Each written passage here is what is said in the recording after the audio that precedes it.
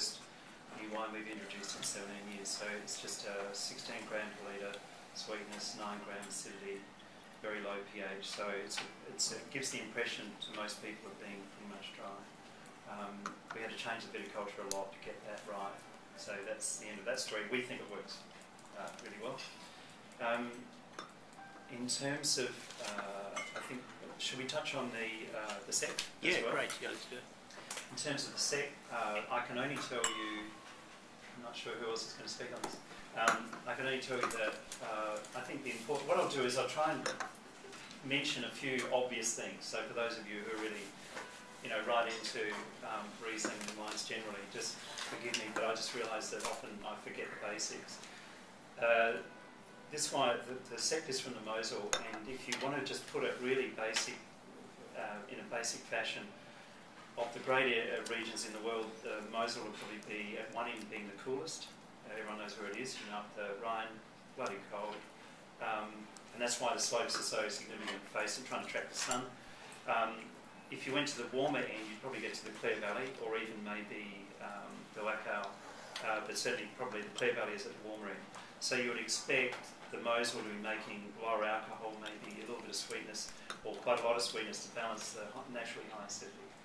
Whereas you'd expect more generous wines from the Clare Valley, but hopefully still fine. So to me, that wine just has a touch of botrytis, and it's got a little bit of, quite a bit of development really for an 07, and really nice, but got quite a bit of development even for an 07 for a sec. So sort of developed around it, probably influenced by the botrytis. So that's probably it for that wine. In terms of the Polish hills, we better taste them, I guess. And as I said, if anyone wants any more detail about, like Riesling, for example, just one, I'm going to mention two things there. Germany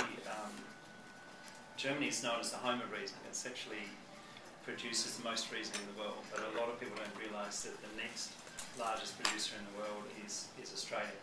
Sure. That doesn't mean that the wines from Australia are all standouts, of course. Less than 20%, for example, are from Clare and Eden Valleys, which are best known. So we've got our mix of okay Rieslings and standout Rieslings, along with Germany. And then, of course, you have major players like Austria and France, where it can only be grown in Alsace. And then you've got the contenders, which are the United States, New Zealand. Any Kiwis?